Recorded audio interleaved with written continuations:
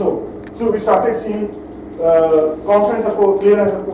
So we saw 4 types of constants, and now we are going to see the variables. Why do we need variables? Basically variables हमें दो मकासद हैं.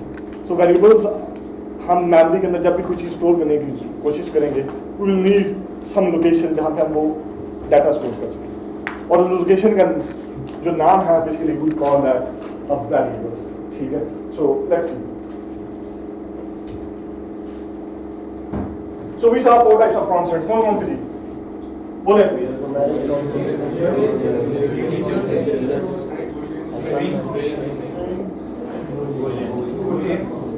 Basically, so these are 4 types of constants which are currently available in Python. ठीक है? Real का एक और नाम है float या floating point. Float या floating point क्यों कहते हैं इसको? We will see it at some time because we don't have the required background to understand why we call it the floating points, but we will see it. So float अगर कहें या real कहें, they will be used as synonyms. सबको बात समझ आती है? So integers और reals, strings और boolean. तो मैंने आपसे ये कहा था कि हम इन कांस्टेंट को डिफरेंट हिस्सों में इसलिए स्प्लिट करना चाह रहे हैं कि हमारे लिए specific type of operations define करना आसान होगा. बहुत सारे ऑपरेशंस ऐसे होंगे जो इंटीजर्स और रियल्स के ऊपर हम अप्लाई कर सकते हैं, लेकिन हम स्ट्रिंग्स के ऊपर अप्लाई नहीं कर सकते. ठीक है? और मैंने आपसे ये कहा था कि स्ट्रिंग को आप कैसे डिफाइन करेंगे? बोले सिंगल कोट्स में लिखेंगे या डबल कोट्स. और मैंने आपको ये भी डिफरेंस बता दिया कि सिंगल और डबल कोट्स में हमें कब जरूरत पड़ती है. कि अगर डबल कोट्स में सिंगल कोट्स की जरूरत हो तो हम बाय डबल कोट्स लिखेंगे. Clear? Okay. Now we are going to see variables. What are variables? Variables are basically, as the name indicates, they are some things whose values can be changed. Technically speaking, variables are basically named memory locations.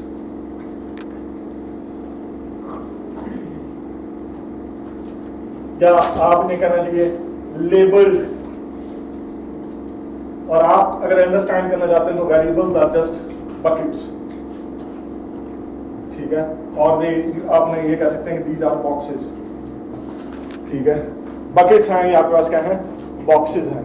या आपके पास कमरा है जो कि कोई ना कोई value contain करे. जब मैं आपको मेमोरी पढ़ा रहा था तो मैंने कहा था कि मेमोरी के अंदर हर लोकेशन का 2 चीजें होंगी. एक उसका एड्रेस होगा और एक उसका कंटेंट होगा.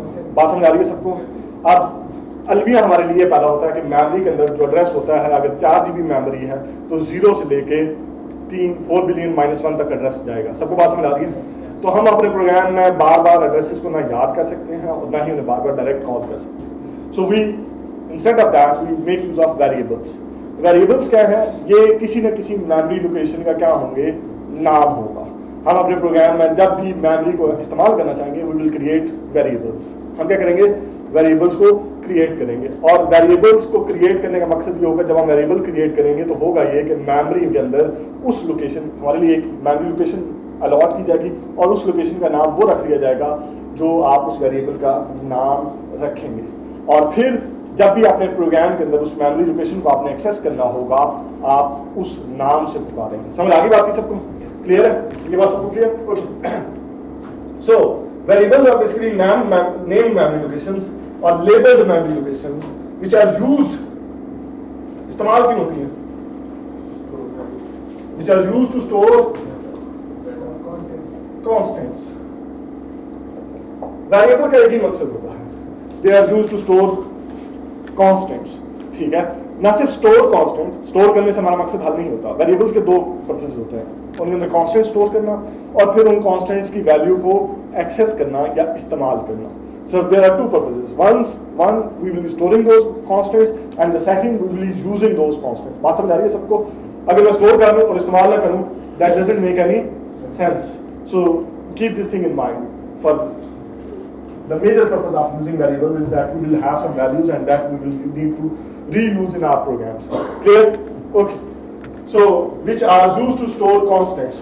सिर्फ constants store कर. Constants कब आ सकते हैं आपके पास? Constants आ सकते हैं, आप वेरिएबल के अंदर एक कोई कांस्टेंट स्टोर कर सकते हैं. तो कांस्टेंट कहाँ से आ सकता है? आप डायरेक्ट कांस्टेंट स्टोर कर सकते हैं, या कांस्टेंट किसी एक्सप्रेशन का रिजल्ट हो सकता है, या वो कांस्टेंट किसी और वेरिएबल में बड़ा हो सकता है. तो आप वो वाला वेरिएबल इस वेरिएबल के अंदर क्या कर सकते हैं?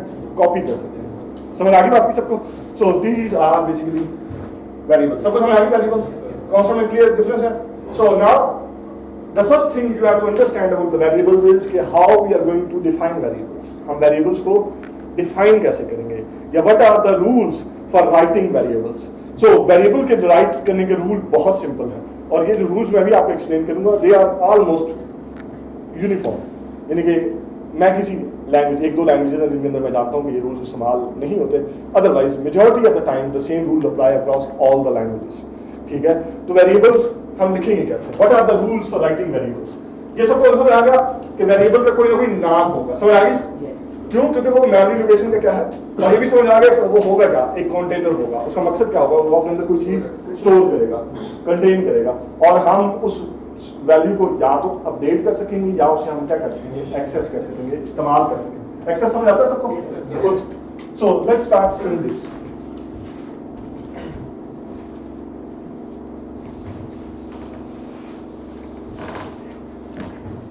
So, rules for writing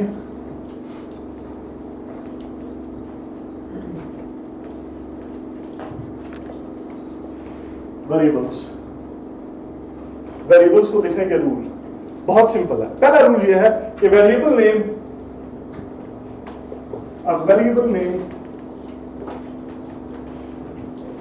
can contain characters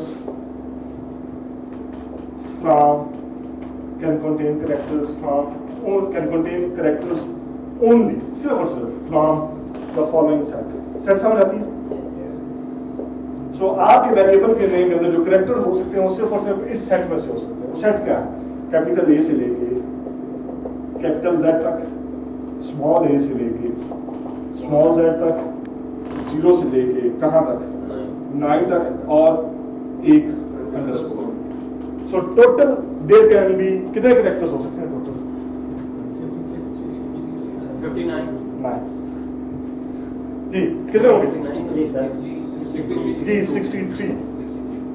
26 capital A से जेड, स्मॉल 26 से एक और ए से जेड, 10 0 से 9 डिजिट्स, और एक स्पेशल कैरेक्टर. ठीक है, special character means underscore. Bye the वे, आपके कीबोर्ड के ऊपर जितने लेटर्स हैं, जितने सिंबल्स आपको नजर आते हैं, वो सारे के सारे कैरेक्टर्स होते हैं. स्पेस भी एक कैरेक्टर होता है. स्पेस क्या है? एक कैरेक्टर होता है. समझ आ गई बात की सबको? सो स्पेस यानी क्या, स्पेस इज नॉट, मुझे एक बात याद है, आपने सिलिकॉन वैली देखी कभी? Okay,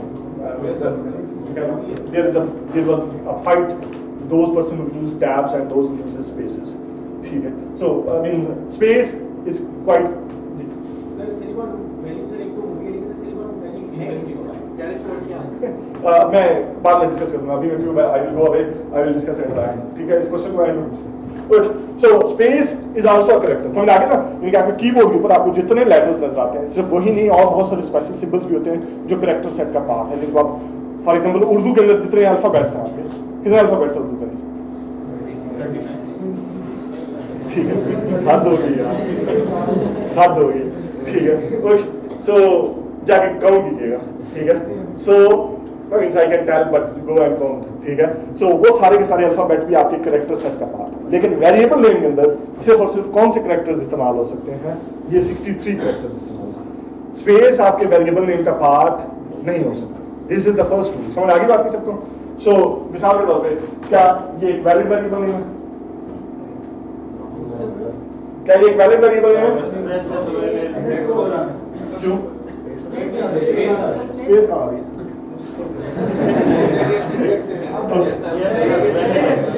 Is it a valid name?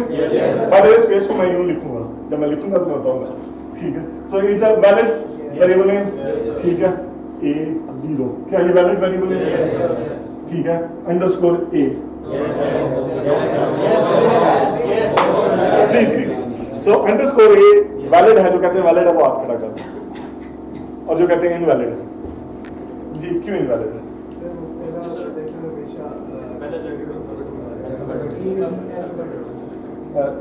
किसी ने that's not the right. ये एक valid variable है. It's a valid variable है. ठीक है, so it's a valid variable है. So this is, समझ आ गई आपकी सबको? So A0 underscore A underscore, underscore सबको पता है क्या होता है? Everybody knows? It's a special symbol, यानी कि एक हाइफन होता है, हाइफन डैश को कहते हैं। इट्स अंडरस्कोर इसलिए कहते हैं कि लेटर के नीचे है, ऑलमोस्ट नीचे आता है।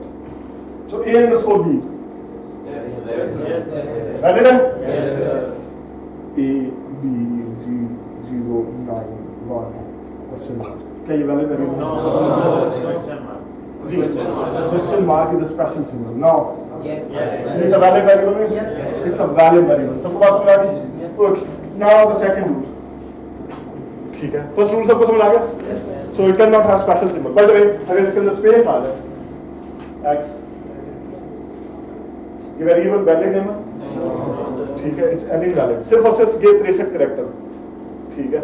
The second rule is a variable name cannot start from a digit. A variable name cannot start from a digit. जी, क्या मतलब इसका? जी, नंबर पहले कोई नहीं। A name cannot start with digit. इसका मतलब ये हुआ कि अगर मैं यूं लिखता हूँ 9z, क्या ये वाले वेरिएबल है? It's an invalid variable. Underscore is not part of the digits, so you can have a variable name starting from the underscore. समझ आ गई बात? So this is the second rule. तीसरा रूल, दो रूल समझ आ गई? तीसरा rule, a variable name cannot be a reserved word. Variable नाम जो है वो रिजर्व वर्ड नहीं हो सकता. What are the reserved words? Reserved words are basically special words. जी, रिजर्व वर्ड वो स्पेशल वर्ड्स हैं जो लैंग्वेज अपने फंक्शनैलिटी के लिए इस्तेमाल करती हैं. It has specific meanings. अपनी लैंग्वेज के लिए उसके अंदर क्या होते हैं? Specific meanings. मिसाल के तौर पे तीसरा रूल देख लिया, a variable name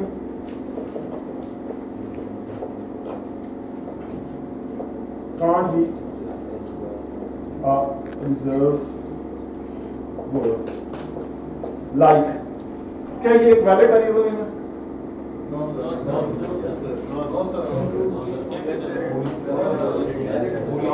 Capital noun to very valid. No, ये valid है sir. Valid है sir. No sir. Basically, I can do a voting. मुझे लगता है में से इनवैलिड कौन सा वैलिड कौन सा? से नीचे वाला है, ये भी वैलिड है, इनवैलिड है। Okay. So the first one is invalid. First one invalid क्यों? True already reserved word. True already एक reserved word है जो boolean constant की value को represent करने के लिए इस्तेमाल होता है. So that's with capital T. नीचे वाला valid है invalid? It's a valid variable name. क्योंकि it's not part of any reserved word. उसके अंदर जितने पहले दोनों rules हैं वो follow हो रहे हैं. So it's a valid variable name. ठीक है? तीसरे वाला, चौथे वाला क्यों? True 9 और true के अंदर there is a hell lot of difference. एक extra character इस्तेमाल हो. So this is an invalid, this is a valid, this is a valid, this is a valid. समझ आ गई बात की सबको? So that's 3 rules. और ये rules अब आपके पास सारी जिंदगी साथ साथ चलने चाहिए. ठीक है? So clear सबको बात समझ आ गई? Everybody? Okay. So to use a variable in a program, ठीक है ना, जब भी आप एल्गोरिथम लिखना शुरू करेंगे और उसको प्रोग्राम के अंदर कन्वर्ट करने की कोशिश करेंगे, तो use a variable in the program, first you will have to initialize it. ठीक है? क्या करना पड़ेगा आपको? इनिशियलाइज करना पड़ेगा. So to use a variable,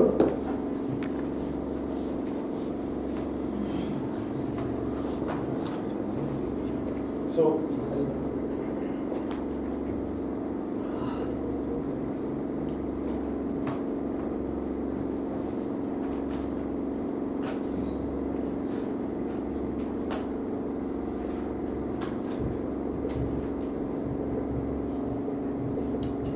आपको वेरिएबल को इस्तेमाल करने से पहले से क्या करना पड़ेगा?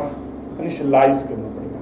और इनिशियलाइज करने के लिए आप जिस ऑपरेटर का सहारा लेंगे वो आपका सबसे बेहतरीन दोस्त असाइनमेंट ऑपरेटर है. ठीक है? सो असाइनमेंट ऑपरेटर को आप सी, ये मैं बता दूं रूल्स को राइटिंग करेंगे. ओके.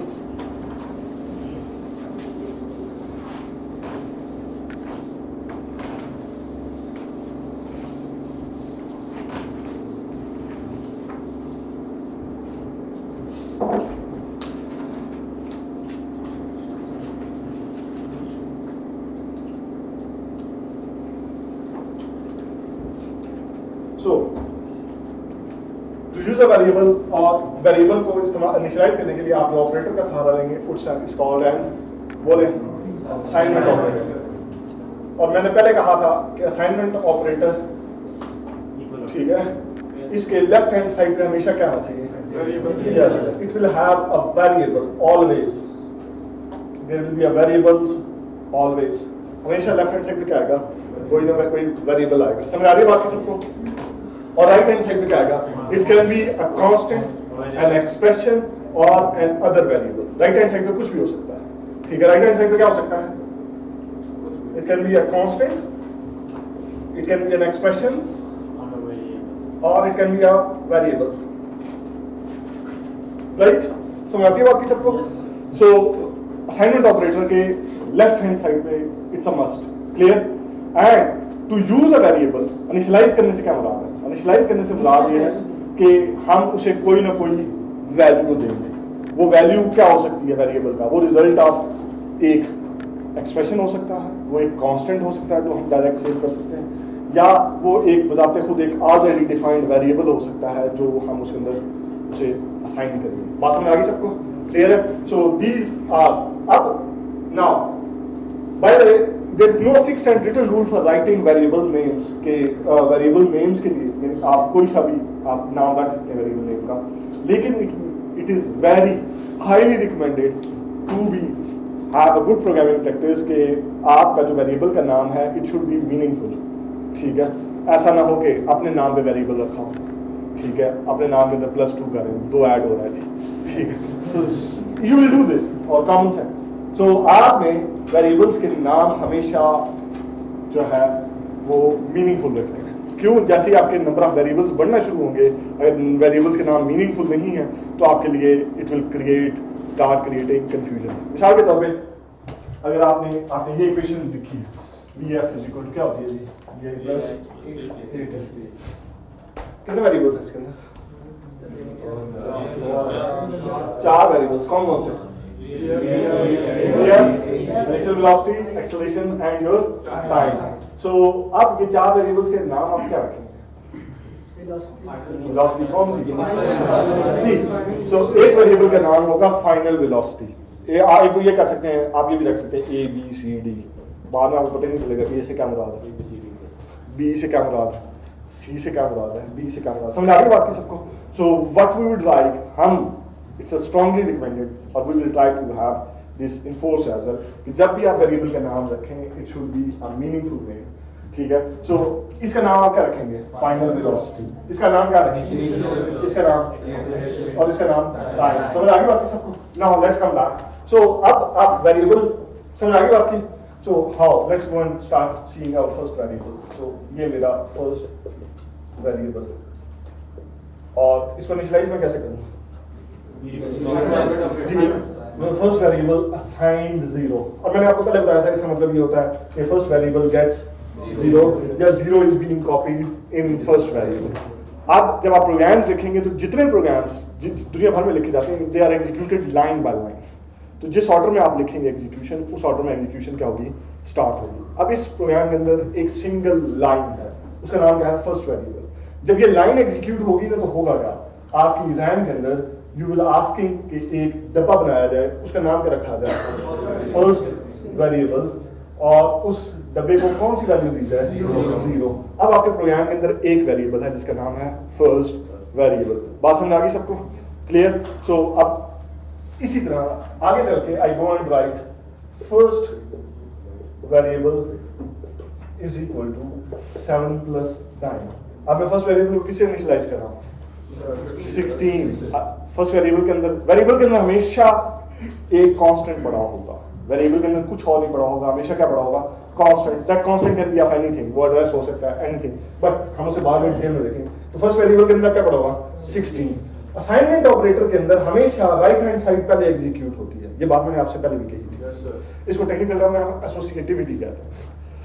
असाइनमेंट ऑपरेटर के केस में हमेशा right hand side will be always executed first, ठीक है? उसका जो रिजल्ट होगा that will be assigned on the left hand side. ये बात सबको समझ आ गई? क्लियर है? सो इसका रिजल्ट क्या होगा? फर्स्ट वेरिएबल में क्या पड़ा होगा?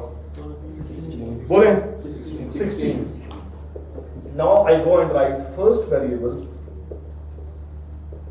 is equal to second variable. क्या होगा ये एरर होगा सर। जी बोले क्या होगा? एरर क्यों?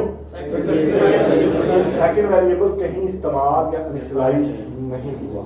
This is the rule. To use a variable, you will have to first initialize. और initialize करने के लिए जरूरी है कि that variable should appear on the left hand side of an assignment operator.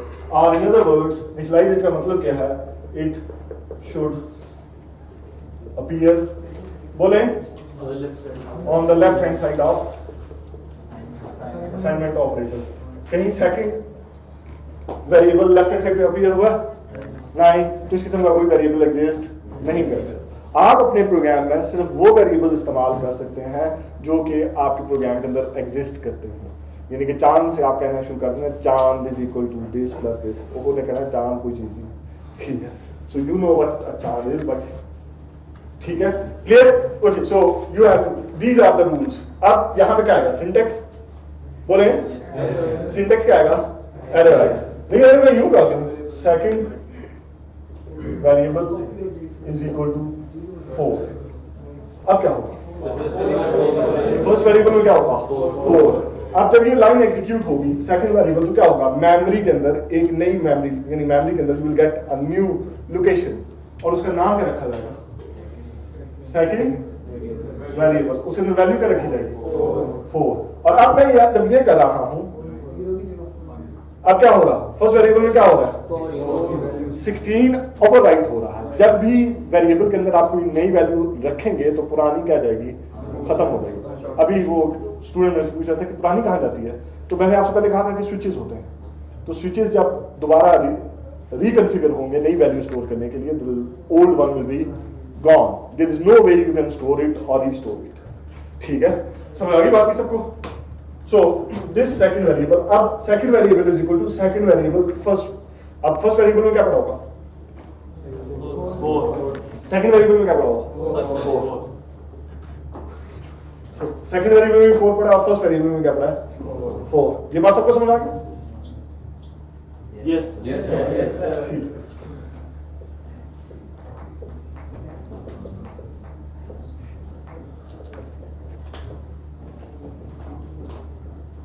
Okay, ये क्या होगा?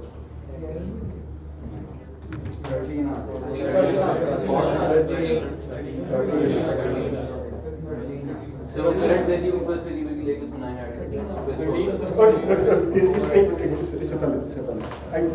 I might be going a little fast, but let's go and do this. Second variable is equal to first variable plus 3. 7 आ जाते हैं।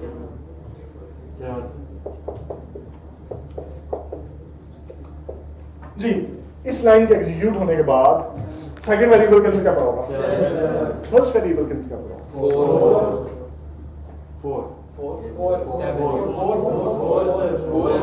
7 पड़ा होगा sir. जो कहते हैं 7, वो हाथ कर रहे हैं। फर्स्ट में 4 ओके, मैं आई रिपीट, यहाँ पे सबको समझ आई? फर्स्ट वेरिएबल में क्या पड़ा होगा? 0। यहाँ पे 16। एवरीबॉडी? यहाँ पे क्या पड़ा हुआ? Second variable. अब दो वेरिएबल में प्रोग्राम में, एक का नाम फर्स्ट वेरिएबल, दूसरे का नाम सेकंड वेरिएबल। यहाँ पे फर्स्ट वेरिएबल में क्या पड़ा हुआ? इसलिए कि सेकंड वेरिएबल के अंदर जो कुछ पड़ा था वो मैंने फर्स्ट वेरिएबल में क्या कर दिया? कॉपी कर दिया।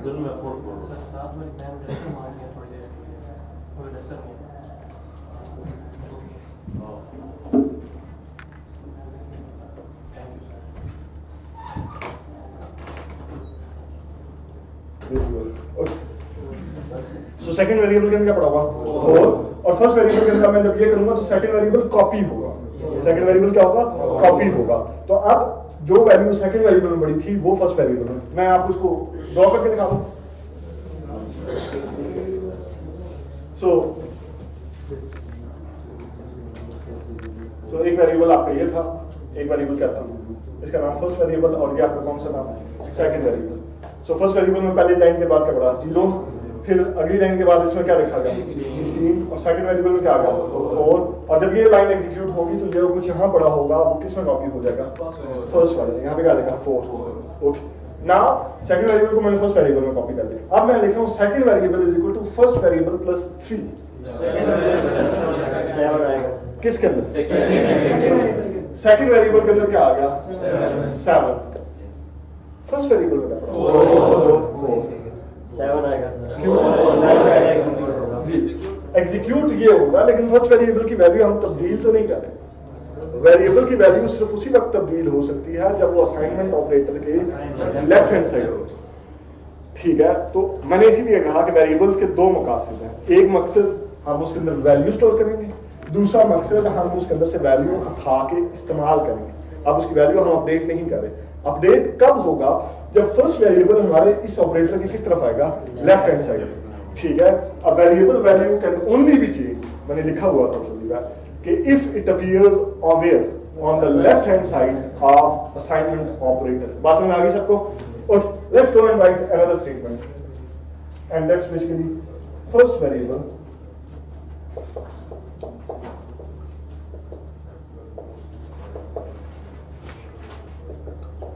बल्कि इसको अभी करते हैं। जी अब क्या किसके अंदर? फर्स्ट के अंदर क्या आएगा? 9। क्यों? अब मैं कर रहा हूं सेकंड वेरिएबल की वैल्यू उठाओ, उसमें क्या ऐड करो? 2। 7 + 2 क्या हुआ? 9। और रखो कहां? First variable. ठीक है, समझ आ गई बात की सबको?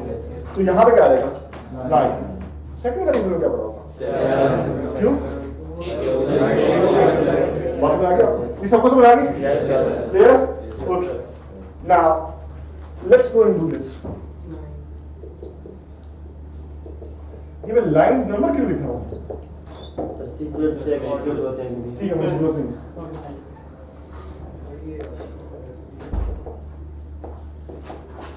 अब क्या होगा? क्या कुछ सिंटैक्स एरर तो नहीं है?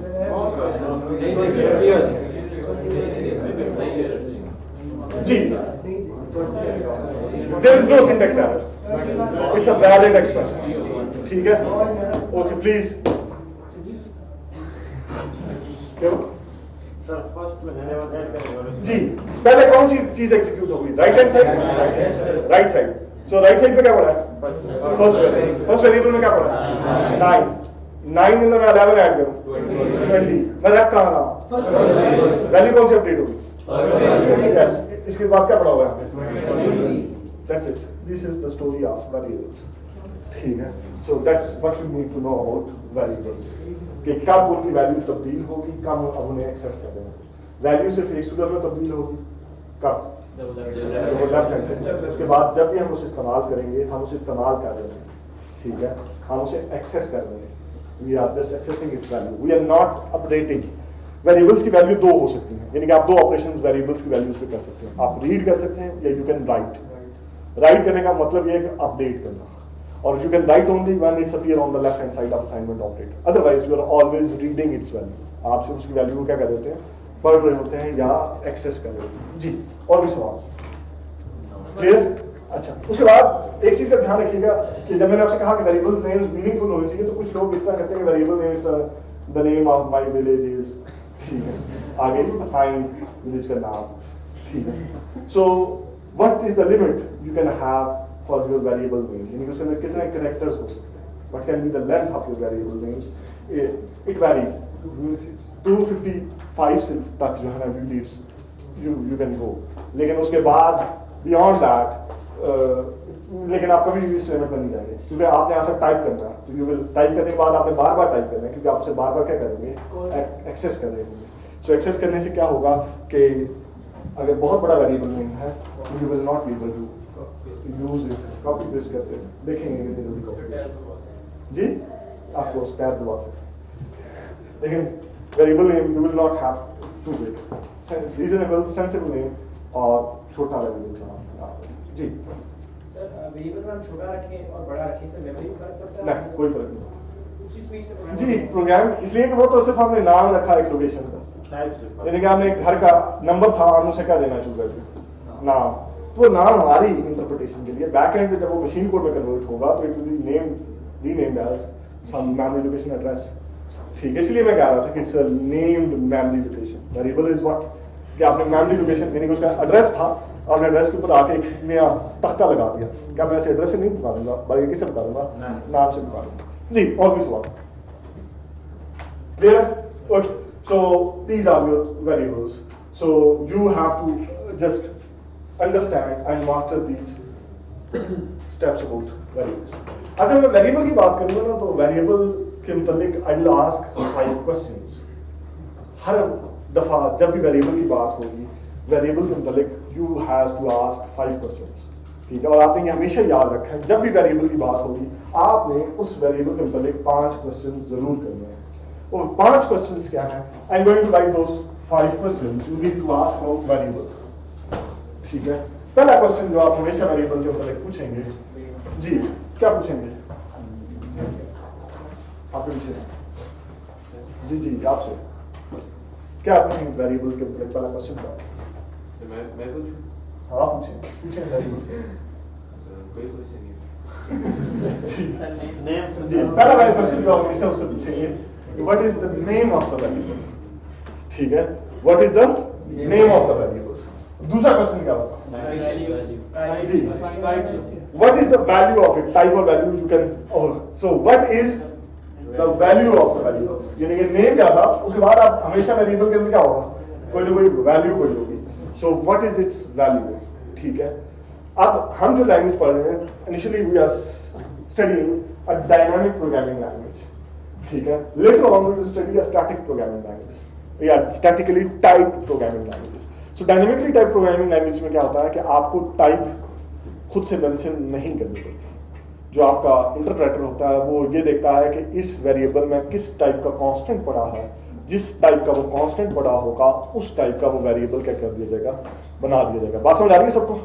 सो फॉर एग्जांपल अगर वेरिएबल के अंदर एक स्ट्रिंग पड़ी है, कैसे स्टोर करूं मेरी स्ट्रिंग वेरिएबल के अंदर? जी, सो अगर मैं लिख देता हूं नेम इज इक्वल टू, तो अब इस वेरिएबल का नाम क्या है? नेम। उसके अंदर पड़ा क्या है? अली। अली क्या है? एक स्ट्रिंग कांस्टेंट। रोल नंबर को मैं कैसे स्टोर करूंगा? बोले, roll number is equal to, ठीक है, 420 या 302 जो मर्जी लिखना था, ठीक है? सो दैट्स व्हाट एक और वेरिएबल है। अब इन दोनों की टाइप क्या है? इस वेरिएबल की टाइप क्या है? इस वेरिएबल की टाइप क्या है? इस वेरिएबल की टाइप क्या है? स्ट्रिंग। और इस वेरिएबल की टाइप क्या है? क्यों? उसके अंदर इंटीजर पड़ा हुआ है। सो जिस टाइप का वेरिएबल होगा उस टाइप का उसके अंदर, so true is equal to,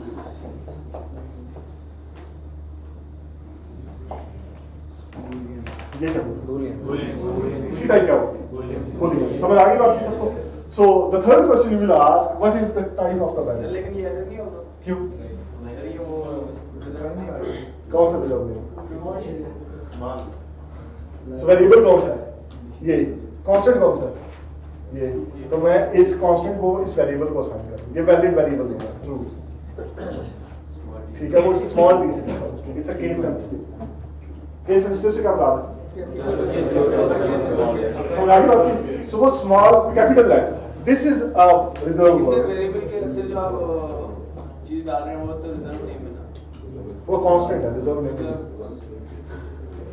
true is a constant, ठीक है? तो मैंने वेरिएबल के अंदर क्या बताया? वेरिएबल के अंदर आप हमेशा कांस्टेंट स्टोर कर सकते हैं जी। अब ट्रू की टाइप क्या होगी? स्ट्रिंग। अब इसमें एक स्ट्रिंग पड़ी है, पहले इसके अंदर क्या पड़ा था? एक बूलियन। समझ आ गई बात है सबको? सो आप इसके अंदर पहले समझ दो, आपको डिफरेंशिएट करना है कि सिंगल कोट्स में लिखा हुआ तो it's a string variable, otherwise true वैसे लिखा हुआ तो इट्स अ बूलियन कांस्टेंट। जी क्लियर? आपको अभी भी पीछे समझ आ रही है? नेम वेरिएबल तीसरी टाइप का क्वेश्चन पूछेंगे। चौथा लोकेशन जी, एड्रेस जी ऑपरेशन जी, size yes that's the fourth question you should always ask. क्यों आप वेरिएबल्स कहाँ क्रिएट कर रहे हैं? Memory. Memory has a limited size, so you cannot have unlimited size variables. Each and every variable will have its own size, ठीक है? ठीक है, और वो साइज पे डिपेंड करेगा कि कितनी बड़ी वैल्यू आप उस वेरिएबल के अंदर स्टोर कर सकते हैं। मिसाल के तौर पे अगर आपके वेरिएबल का साइज 1 बाइट है, एक बाइट कितनी बिट्स होती है? मैक्सिमम वैल्यू का स्टोर हो सकती है। यस, अगर आपके वेरिएबल का साइज 101 बाइट है तो जो मर्जी कर लें 255 से बड़ा वैल्यू कांस्टेंट आप उसमें स्टोर नहीं कर सकते। सो आगे बात की सबको। So the fourth question you will have to ask, what is the size of the variable?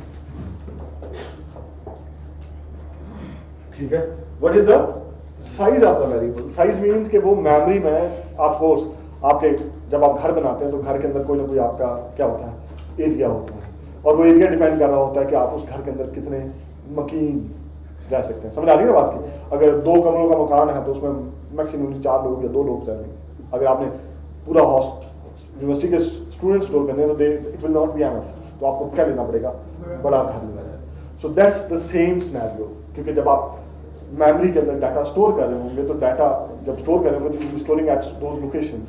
सो वो डिपेंड करेगा कि वो जो डाटा स्टोर कर रहे हैं उस लोकेशन का साइज कितना बड़ा है। Clear? So we will see it in complete detail.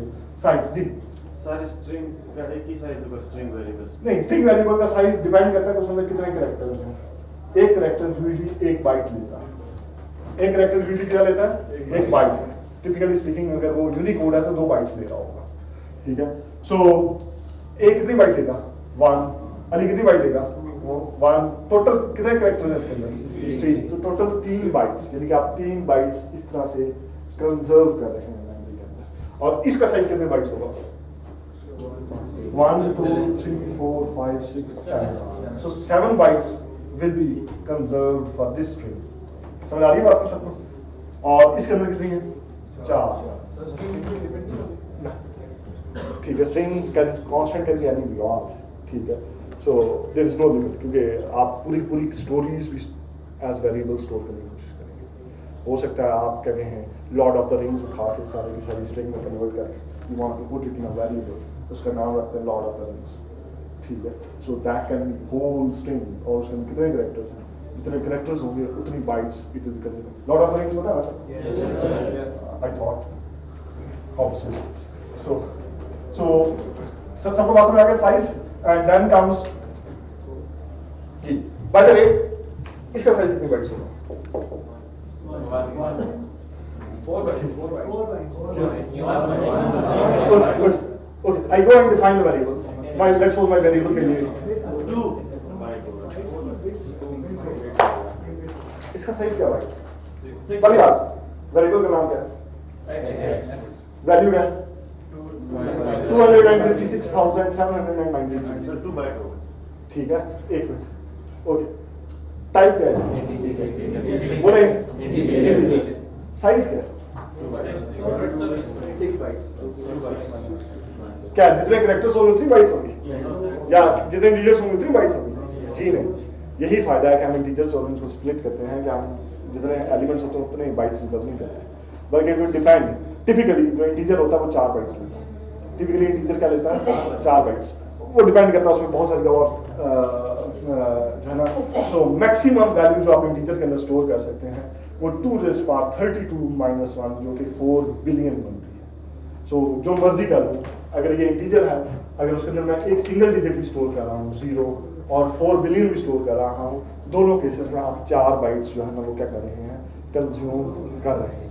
बात समझ आ गई सबको? क्लियर? सो छोटे से छोटा नंबर, बड़े से बड़ा नंबर, यानी छोटे से छोटा नंबर जितनी मर्जी डिजिट्स होते हैं। 4 बिलियन के अंदर कितनी डिजिट्स होंगी, बोले 9 जी, बोले 10। ठीक है, 10 डिजिट्स होंगी मैक्सिमम। सो 10 डिजिट्स का मतलब करता नहीं है कि मैं 10 बाइट्स कंज्यूम करूँ, नहीं। 4 बिलियन का मतलब यह है कि मैक्सिमम जो मैं डिजिट्स बाइट्स कंज्यूम करूँगा वो 4 ही कंज्यूम करूँगा। जी सर, बूल 1 बाइट का होता है। जी, बूल 1 बाइट होता है। तो सर उसमें सर 0 और 1 के सर 5 स्टोर करना चाहिए, तो बूल में स्टोर जी, वो बूल नॉन जीरो जो होता है हमेशा 2 स्टोर। सर 1 बाइट का होता है, 1 बिट का होता है सर, लेकिन 5 एक स्टोर बाइट। हो जाएगा। जी, 5 स्टोर नहीं होगा बूल के अंदर। बूल के अंदर या ट्रू स्टोर होगा या फॉल्स स्टोर होगा। ट्रू हमेशा नॉन जीरो कंसिडर होगा। अगर आप कोई नॉन जीरो वैल्यू स्टोर कर रहे हैं तो it will be always considered as true, और अगर आप 0 स्टोर कर रहे हैं it will be always considered as false. तो 5 क्या है? जी, 5 का स्टोर होगा ट्रू। जी, समझ आ गई बात की सबको? साइज क्लियर है? And the fifth question you need to ask is this scope. ये इसके साथ मैं स्टैटिक लगा देता हूं। Sorry, I am not able to completely explain what it means scope. ठीक है, स्कोप से क्या मुराद है कि वो उसे मैं कहाँ कहाँ एक्सेस कर सकता हूँ. This is something I not will be able to explain it at the moment, लेकिन हम इसको लेटर ऑन देखेंगे कि स्कोप से क्या था. समटाइम्स हम एक और चीज़ भी पूछते हैं और वो यूजली हम इंटीजर्स के बारे में पूछते हैं, एंड यूजली नहीं ऑलवेज हम इंटीजर्स के बारे में पूछते हैं कि वो पोलैरिटी क्या है, कि is it a positive integers और negative integers. So that's also the 6th question. So these are the 5 questions we should need to ask about each and every variables. ठीक है, सबको समझ आ गया variables क्या है? Clear है?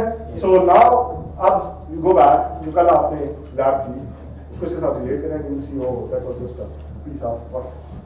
Okay. Okay. So that's it. ठीक है. So variables को घर जाके 2 chapters जी. अगर हम इंटीजर को और स्ट्रिंग को कॉन्कैटिनेट करने की कोशिश करें तो कौन सा इंटीजर और स्ट्रिंग को concatenate करने की कोशिश करें. जनरेटर यूज करेंगे? Syntax error. ठीक है, आप 2 डिफरेंट टाइप्स को डायरेक्टली कंबाइन नहीं कर सकते. ठीक है, So इंटीजर को स्ट्रिंग बना सकते हैं. यस. Closely ending